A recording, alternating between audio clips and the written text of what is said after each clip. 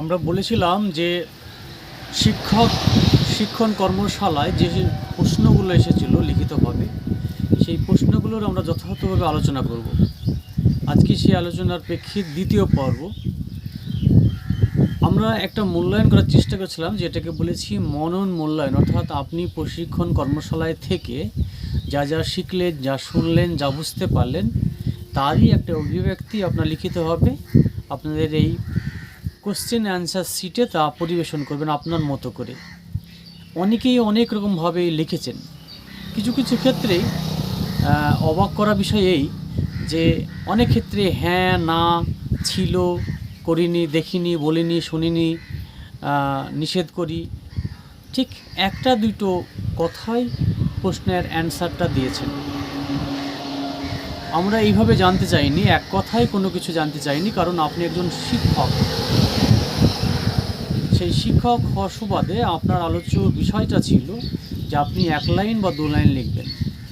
অধিকাংশ ক্ষেত্রে দেখা গেছে যে প্রায়, অর্থাৎ যতজন উপস্থিত হয়েছিলেন তার মধ্যে অধিকাংশই 30 নাম্বার পাওয়ার জন্য যে প্রশ্ন ছিল 15টি, সেই 15টি প্রশ্ন অ্যাটেন্ড করেননি। এক দুজন বাদে কেউ সেভাবে 15টি প্রশ্ন কিন্তু অ্যাটেন্ড করেননি। এটাও একটা গুরুত্বপূর্ণ পার্ট ছিল একজন শিক্ষক হিসাবে। 15টা প্রশ্ন অন্তত ছুঁয়ে যাওয়া।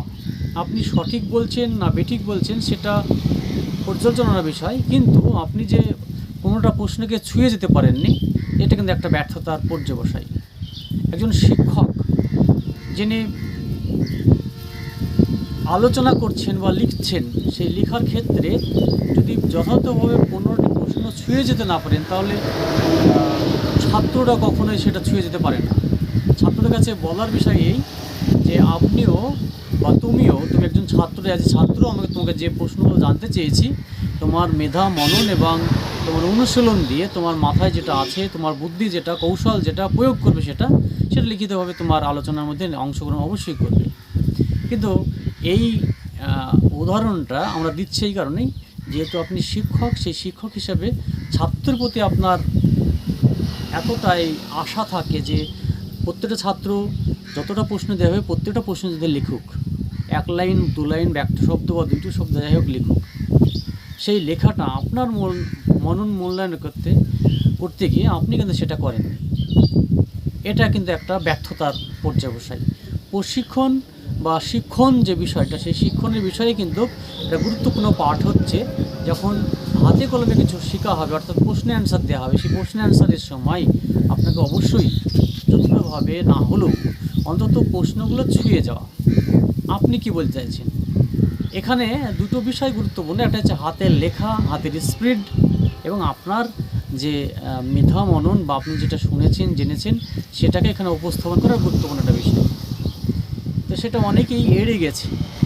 এই এড়িয়ে যাওয়াটা শিক্ষণের বা পদ্ধতিগত দিক থেকে প্রয়োগের একটা ব্যর্থতা বলা যায়। তার মানে এই নয় যে আপনি শিক্ষক হিসাবে যথাযোগ্য নয়। যথাযোগ্যর কত প্রশ্ন এখানে আসছে না।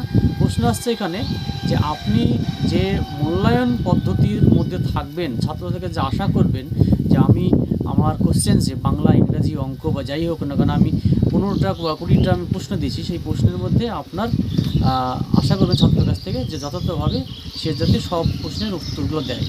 কিন্তু আপনি নিজে দিতে পারছেন না, অথচ অন্যকে বলছেন যে এই প্রশ্নের অ্যান্সার তুমি দাও।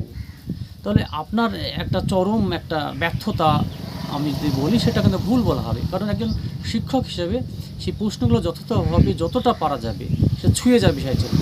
এই ছুঁয়ে যাওয়ার ক্ষেত্রে অন্তত 50%, অন্তত 50 জন এইটা করতে পারেনি। নাম্বার দেওয়া যে ক্ষেত্রে অধিকাংশ ক্ষেত্রেই, কয়েকজন বাদে অধিকাংশ ক্ষেত্রেই কিন্তু 10 বা 20-র মধ্যেই সীমাবদ্ধ, তার বেশি কিন্তু নাম্বার হয়নি। এই নাম্বার একটা গুরুত্বপূর্ণ পার্ট অবশ্যই আপনার মেধা মূল্যায়ন করার ক্ষেত্রে। এই পার্ট একটা। এবার লেখার যে বিষয়টা, অনেকে দেখা যাচ্ছে 2 লাইন লিখেছেন, কেউ 3 লাইন লিখেছেন, কেউ 1 লাইন না লিখে দুটো একটা শব্দই লিখেছেন। এই কথাটা আগেই বললাম আমি। ফলে এই বিষয়টা আমাদের আরও গুরুত্ব দেওয়া দরকার বলে মনে করছি। কারণ আপনি যখন ছাত্রের কাছে চাইবেন হ্যাঁ বা না, তখন ঠিক আছে। যদি বলেন যে একটা কথা দুটো শব্দতে লিখো, তখন সে যদি না লিখতে পারে আপনি যেমন সন্তুষ্ট হন না, ফলে এখানে যিনি প্রশিক্ষক তিনি এই বিষয়টা কিন্তু সন্তুষ্ট হন। ফলে সন্তুষ্টি অসন্তুষ্টির একটা বিষয় থেকে যায়।